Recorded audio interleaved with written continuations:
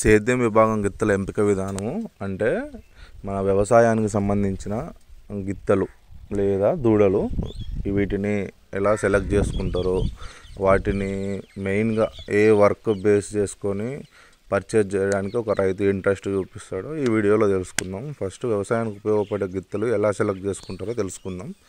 ఈ విభాగంలో రైతు సేద్యానికి ఉపయోగపడే గిత్తలను చాలా జాగ్రత్తగా ఎంచుకుంటాడు. ఎందుకంటే ఇదివరకే బాగా ఎక్స్పీరియన్స్ ఉన్న వర్క్లో ఎక్స్పీరియన్స్ ఉన్న గిత్తల్ని చూసుకొని కొనడానికి వాళ్ళ ప్రియారిటీ అనేది ఫస్ట్ అంటే ఒక కొంచెమైనా ఇదివరకే వర్క్ ఎక్స్పీరియన్స్ ఉన్న గిత్తని పర్చేజ్ చేయడానికి అయితే కొంచెం ఇష్టపడతారు. గిత్త బాగా నేర్చి పనిలో బాగా స్పీడ్గా ఉన్నదా లేదా అనేది గమనిస్తారు. అంటే వర్క్ తన రైతు దగ్గర పని నేర్చుకొని సరిగ్గా వెళ్తుందా లేదనంటే కొంచెం ఏదన్నా తప్పులు చేస్తూ వెళ్తుందా అనేది కూడా ఈ విభాగంలో గమనిస్తారు.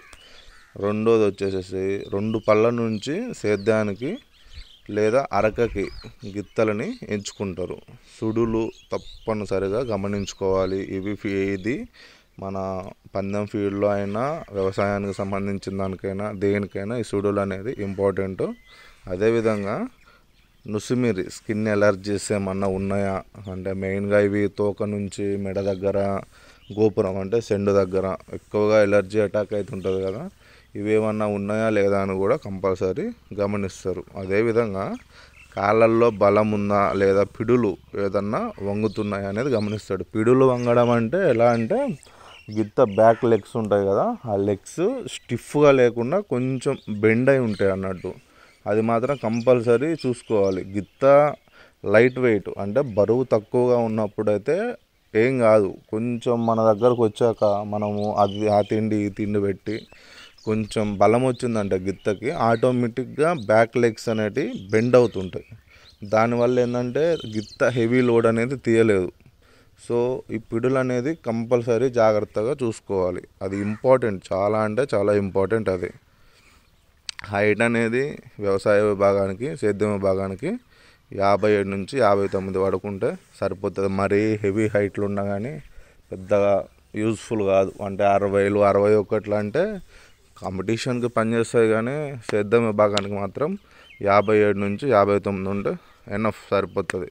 అరక సేద్యంలో బురదలో ఇసుకలో సముద్రం తీరాన ఇసుక తోలకాలు తోలుతుంటాయి కొన్ని మంచి గిత్తలు, ధాన్య బస్తాలు తోలడం, గోడౌన్స్లో డైలీ వర్క్స్ కోసం, వీటి కోసం మెయిన్గా అది అగ్రికల్చర్ ఫీల్డ్ కోసం ఈ గిత్తల్ని పెంచుకుంటారు ఈ సేద్యం విభాగాన్ని. వాటికి ఇంకా చాలా వర్క్స్ ఉంటాయి కాబట్టి రైతు తప్పనిసరిగా గిత్తని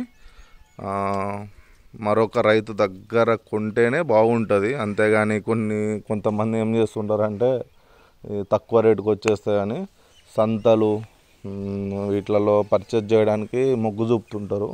కానీ నా సజెషన్ అయితే ఒక సేద్యానికి ఉపయోగపడే గిత్తని పర్చేజ్ చేయాలంటే ఒక రైతు దగ్గరనే కొనాలి. ఆ రైతు అయితేనే దానికి అది ఎలా వెళ్ళాలి ఏంది అనేది కంపల్సరీ ఒక నేర్పించి ఉంటాడు. ఆ నేర్పించిన దాన్ని మనం తీసుకొచ్చి డైరెక్ట్ వర్క్ చేయించుకోవడానికి మనకి ఈజీగా ఉంటుంది. అంతేగాని కొత్త వాటిని తీసుకొచ్చుకొని వాటి మెడ మీద కాడి పెట్టి మళ్ళీ మనం వాటికి కొత్తగా వర్క్ చేయించడం అంటే కొంచెం ప్రాసెస్ అనేది లేట్గా ఉంటుంది. సో రైతు దగ్గర పర్చేజ్ చేస్తే ఏంటంటే బాగుంటుంది. అదేవిధంగా రైతుకి పేరు ఉంటుంది, కొన్న రైతుకి సాటిస్ఫాక్షన్ ఉంటుంది. సో సేద్యం విభాగంలో ఈ నేను చెప్పిన పాయింట్స్ మాత్రమే చూస్తారు, ఇంతకంటే ఎక్కువ అయితే ఏం చూడరు. ఇంకా మీకు ఏమన్నా డౌట్స్ ఉంటే ఇంకా ఏదన్నా మీకు పర్సనల్గా కొన్ని ఉంటాయి కదా, అలాంటివి ఏదన్నా ఉంటే కామెంట్లో మెసేజ్ చేయండి, దానికి నేను రిప్లై ఇస్తాను ఖచ్చితంగా. Thank you.